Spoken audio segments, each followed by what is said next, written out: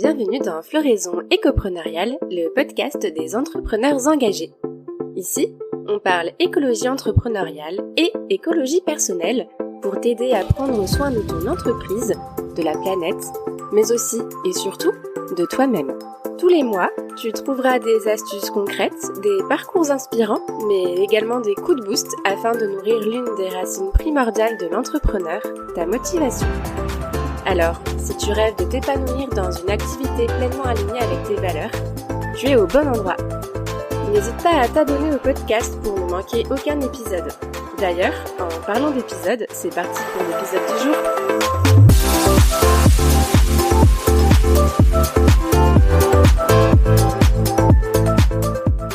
Coucou, on se retrouve aujourd'hui dans ce nouvel épisode pour parler d'un vaste sujet, l'équilibre de l'entrepreneur.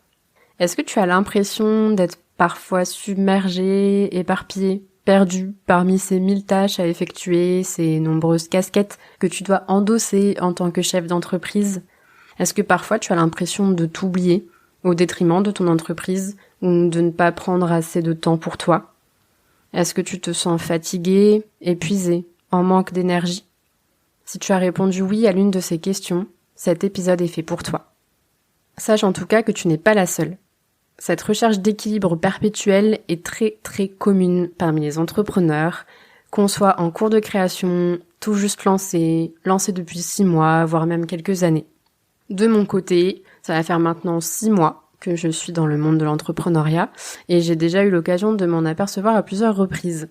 D'abord pendant le lancement de Piece of Event, où je me suis, faut le dire, complètement oubliée. Puis quelques mois plus tard, et cette fois-ci c'était lié au temps que je passais sur les réseaux sociaux, et du coup à la charge mentale et à la pression en fait que ça créait chez moi. Donc, comme tu le vois, moi aussi je me suis oubliée, je me suis éparpillée, je me suis sentie perdue.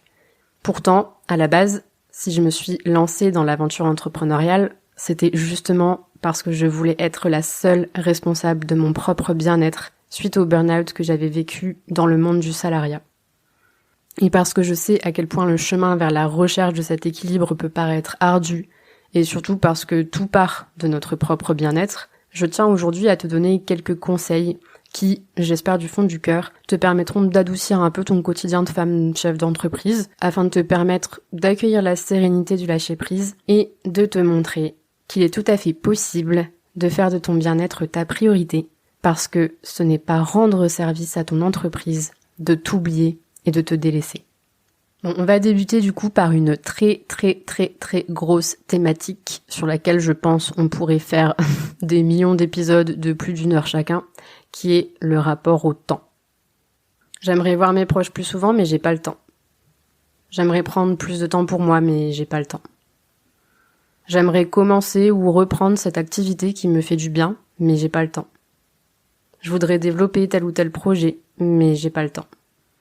Je devrais faire cela, mais j'ai pas le temps. Je n'ai pas le temps. L'excuse qu'on se trouve toutes. Et si je te disais qu'en réalité, tu as ce temps? Factuellement, une journée est construite de 24 heures, soit 1440 minutes. Alors ok, tu vas forcément prendre au moins 10 de ces heures pour ton sommeil, ce qui est normal. Ça va te laisser quand même 14 belles heures dans ta journée. En fait, tout est simplement une question de priorité. Mon but ici, c'est pas du tout de te faire culpabiliser. C'est simplement de te faire prendre conscience que tu as la responsabilité et le pouvoir sur le temps, sur ce que tu décides d'en faire, sur la façon dont tu souhaites l'utiliser. Alors, je te le demande, quelles sont tes priorités? T'oublier? Te donner corps et âme à ton entreprise et tes clients, en voyant ton énergie s'éteindre petit à petit, ton sommeil se détériorer, tes pensées s'assombrir, tes rêves s'éloigner. Ou au contraire, prendre soin de toi, de ton bien-être, et t'autoriser à réaliser tes rêves et à atteindre le vrai bonheur et la vraie liberté que tu recherches en tant qu'entrepreneur. Prends un moment, quelques secondes, quelques minutes, en me mettant sur pause si besoin, pour répondre à cette question. Qu'est-ce qui compte vraiment pour toi? Qu'est-ce qui compte vraiment pour toi? Je t'invite ensuite à prendre le temps de faire le point, de lister tes envies, tes souhaits, tes besoins, et les petits pas que tu peux mettre en place jour après jour pour tendre vers la réalisation de tes rêves. Tu as le temps, mais tu ne le prenais pas. Autorise-toi dès aujourd'hui à le prendre. Et finalement, tu vas voir, le reste semble bien plus simple une fois que tu comprends le rapport que tu entretiens avec le temps. Par exemple, je ne prends pas assez de temps pour moi. Je n'ai pas assez de temps pour prendre soin de moi. Tu peux par exemple établir des non négociables, comme le dit Chloé Bloom dans l'une de ses vidéos YouTube. Donc ça, c'est vraiment des priorités, des choses qui absolument doivent être ancrées dans ton quotidien et sur lesquelles tu ne peux pas tirer un trait en fait. Tu peux caler des créneaux dans ton agenda, tu vois, des modules d'horaire. Alors je sais pas, de 15h à 17h, je fais telle chose, à 17h c'est mon sport, à 18h j'appelle telle copine. Bref, c'est des exemples. C'est ce qu'on va appeler du coup le fait de t'octroyer des pauses sous forme de time blocking dans ton agenda. Pourquoi pas aussi décider de mettre en place des sortes de routines matinales ou de soirées, tu vois, un petit temps rien que pour toi quand tu te réveilles le matin, un petit temps rien que pour toi pour terminer cette journée et accueillir le sommeil de façon plus légère. Et surtout, il est important de savoir t'écouter. Savoir écouter quand c'est pas le bon moment. Quand tu sens que t'as pas l'énergie, pas la motivation pour faire telle tâche qui pourtant était time bloquée dans ton agenda, il y a un moment, ça sert à rien de te forcer à faire telle ou telle chose. Tu sais très bien que tu seras pas productive, tu vas certainement passer 5 heures sur quelque chose qui t'en aurait pris qu'une seule si t'avais fait ça dans de bonnes conditions, et du coup, là, pour le coup, tu vas vraiment perdre ton temps pour rien. Et on voit le lien du coup avec le fait de se sentir submergé en fait. Là, on touche un peu à l'organisation, à l'écologie de ton organisation. Et si tu prenais un moment pour analyser un peu l'existant et voir du coup ce qui se passe en ce moment, quelles sont tes journées types actuellement et quelles sont tes journées idéales. Et commence à réfléchir à la façon dont tu pourrais peut-être réajuster ton organisation pour qu'elle soit un peu plus écologique pour toi. Peut-être que tu es sur trop de projets en même temps. Si t'es de la même personnalité que moi, un peu type slasheuse ou manifesting generator en human design, je ne peux que te comprendre. Et je peux même me sentir un petit peu imposteur de te dire ça, mais parfois on s'éparpille trop, tu vois. On peut être slasher, certes, mais il faut quand même rester dans ce qui est humainement réalisable. Tu peux aussi essayer de prioriser en utilisant par exemple certaines matrices comme la matrice d'Eisenhower, mais il y en a plein d'autres. Peut-être que c'est simplement la charge mentale qui te fait te sentir submergé et oppressé. Dans ce cas-là, tu peux par exemple tenter de faire une sorte de brain dumping. Donc ça, c'est le fait de prendre une feuille, hop, par exemple un matin tu te lèves, ou pas forcément le matin, peu importe le moment dans la journée qui est le plus idéal pour toi. Tu prends une feuille blanche, tu prends un stylo et tu balances sur le papier absolument tout ce qui court dans ta tête, dans tes pensées. Et ensuite, face à tout ça, tu vas faire ce travail de priorisation et puis tu vas pouvoir établir une to-do list pour t'organiser, prioriser et planifier. D'ailleurs, un conseil organisation, on conseille de ne pas se mettre plus de 3 tâches impératives par jour. Comme ça, à la fin de ta journée, t'es hyper contente et hyper fière de toi d'avoir effectué ces 3 tâches prioritaires. Et puis en même temps, tu peux très bien, les jours où t'as beaucoup d'énergie, beaucoup de motivation, avancer aussi sur d'autres choses en parallèle. Mais tu sais que t'as ces 3 tâches-là à effectuer au minimum dans ta journée. Du coup, voilà. Je t'invite vraiment à prendre un moment pour faire l'état des lieux de ta journée type actuelle, pour y observer la façon dont tu disperses ton temps et voir comment tu peux réajuster tout ça par rapport aux réponses que tu as données à la question précédente sur le bloc, sur le rapport au temps. Et du coup, je t'invite aussi à réfléchir un peu au rapport que tu entretiens avec ton téléphone, par exemple. Est-ce que, selon toi, il est possible qu'il prenne un peu trop de place dans tes journées ? Moi, je vais pas te le cacher, c'est une grosse problématique chez moi et je travaille dessus.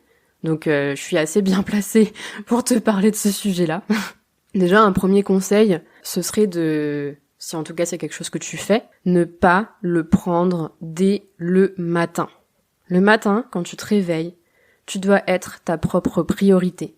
Et même si c'est que 5-10 minutes, tu dois choisir en conscience la façon dont tu veux débuter ta journée. Et c'est pas en t'enfermant directement dans le monde virtuel du téléphone et face à toute la pression que ça va te donner dès le matin que tu vas pouvoir vivre une journée sereine. Tu peux par exemple, je sais pas, comme on parlait de time blocking, tu peux t'imposer des créneaux, on recommence. Tu peux t'imposer des créneaux de présence sur les réseaux, des créneaux de réponse à tes messages, à tes commentaires, pour t'aider si t'es comme moi et que malgré le fait de t'imposer les créneaux, ça fonctionne pas parce que tu continues d'aller scroller. Tu peux utiliser des bloqueurs d'applications, je sais que ça existe sur le téléphone par exemple.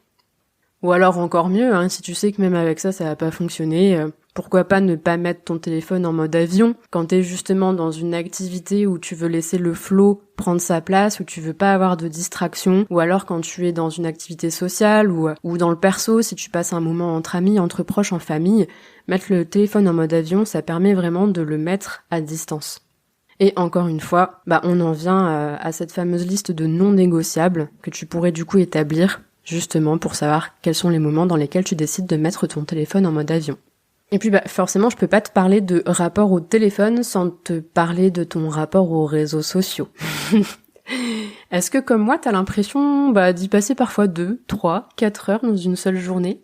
Est-ce que tu imagines tout ce que tu pourrais faire avec ce temps supplémentaire? Bon, je pense par exemple à Instagram. Déjà, il est hyper important de commencer à conscientiser que le monde ne va pas arrêter de tourner si tu ne réponds pas à tes messages ou à tes commentaires dans la seconde.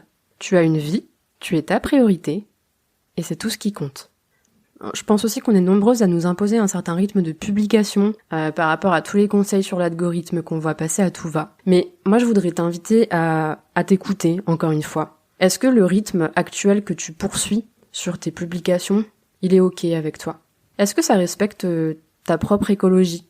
Et si tu te posais pour faire le point, et si tu décidais finalement d'oublier cet algorithme pendant quelques secondes? S'il n'y avait pas d'algorithme sur Instagram, comment est-ce que tu gérerais ta présence sur ce réseau? Tu te laisserais plutôt guider par le plaisir et par l'intuition. Je me permets de te parler de ça parce que moi je me fais coacher par Gaëlle de Green Blizzard, donc je te mettrai le lien en description du podcast. Et elle m'a donné un challenge il y a 2 semaines je crois, où en fait pendant toute la semaine, malgré les posts que j'avais prévu de publier, etc., elle m'a dit tu te détaches de tout ça et simplement chaque jour tu te demandes est-ce que je veux poster aujourd'hui? Si la réponse est oui, tu te fais plaisir, tu le fais. Si la réponse est non, en fait tu le fais pas. Je l'ai fait et j'ai pas du tout posté de la semaine. Par contre, le lundi qui a suivi, j'avais vraiment envie de poster parce que je savais de quoi je voulais parler, parce que ça me faisait vibrer, parce que ça me faisait plaisir, et du coup je l'ai fait. Donc voilà, ça peut être des petites pistes de réflexion et de réajustement, pourquoi pas. C'est du coup la fin de l'épisode. J'espère que l'épisode t'a plu et t'aura apporté des conseils qui te permettront de prendre à nouveau soin de toi. Si tu te sens concerné par cette recherche d'équilibre vie pro, vie perso, et que tu ressens l'envie ou le besoin même d'aller plus loin dans cette quête d'équilibre, de temps pour toi, d'épanouissement, de sérénité et de lâcher prise, je suis hyper heureuse et vraiment immensément fière de t'annoncer qu'un projet arrive très prochainement. Dans ce projet, je vais être accompagnée de 14 merveilleuses femmes avec lesquelles on va te proposer une expérience vraiment transformatrice qui va te permettre de te reconnecter à ta vraie toi, à ses besoins, à ses envies, à son propre rythme, à ses rêves, à sa vision, mais qui va également te permettre de réajuster ton rapport au temps, à l'organisation, à l'entrepreneuriat, tout en te faisant vivre des moments de bien-être, de lâcher prise et d'amour. Ce projet, je l'ai appelé We Treat. Pourquoi ? Parce que retraite, en anglais, ça se dit retreat, avec un R du coup, et quelque chose sur le web, ça commence par W-E, donc petit jeu de mots entre retreat et we treat. Et puis finalement, je me suis rendu compte après coup que si tu traduis textuellement we treat, ça veut dire nous soignons. Et je pense que tout est dit. Je souhaite pas t'en dévoiler davantage pour le moment, mais je vais quand même te donner quelques indices. We treat, c'est 5 jours, 14 intervenantes, 32 heures d'ateliers et de workshops, de développement personnel, de spiritualité, de créativité et d'entrepreneuriat pour te permettre de lâcher prise tout en allant à la rencontre de toi-même et de ton entreprise. Parce que l'objectif de cette expérience, c'est pas simplement de lâcher prise pendant 5 jours, c'est aussi et surtout pour t'accompagner afin que tu retrouves et que tu pérennises cet équilibre qui est indispensable à ton épanouissement et à ton bonheur. Si ce projet t'appelle, si tu souhaites en savoir plus, découvrir quelles sont les merveilleuses intervenantes qui participent à ce projet, dont Noémie et Mathilde, qui sont déjà intervenues dans le podcast, et mon invité de la semaine prochaine. Si tu veux être tenu informé du lancement du projet en avant-première, et pourquoi pas bénéficier aussi d'un tarif avantageux lors de l'ouverture des inscriptions, n'hésite pas à me communiquer ton mail dans le lien que tu trouveras en descriptif de l'épisode. Et comme toujours, tu peux bien sûr m'écrire directement sur Instagram pour qu'on puisse en discuter directement. J'espère que l'épisode t'a plu. N'hésite pas à me laisser tes ressentis ou à noter le podcast sur Apple Podcasts. C'est ce qui peut aider le podcast à se faire connaître auprès d'autres entrepreneurs qui, comme toi, souhaitent prendre soin de leur entreprise, de la planète et surtout d'elles-mêmes. Je te laisse avec le moment motivation de fin d'épisode qui, j'espère, va te communiquer toutes les belles énergies d'amour que je veux te transmettre. À la semaine prochaine! Et surtout, prends bien soin de toi.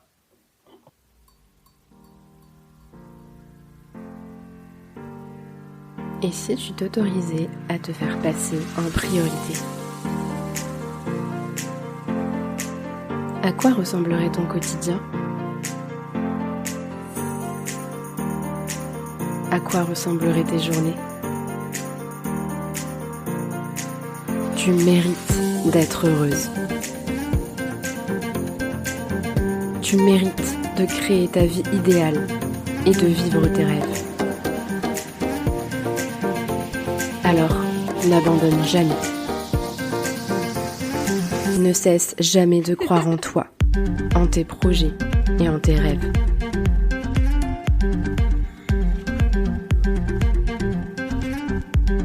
Mais surtout, accorde-toi, dès aujourd'hui, le droit d'être heureuse,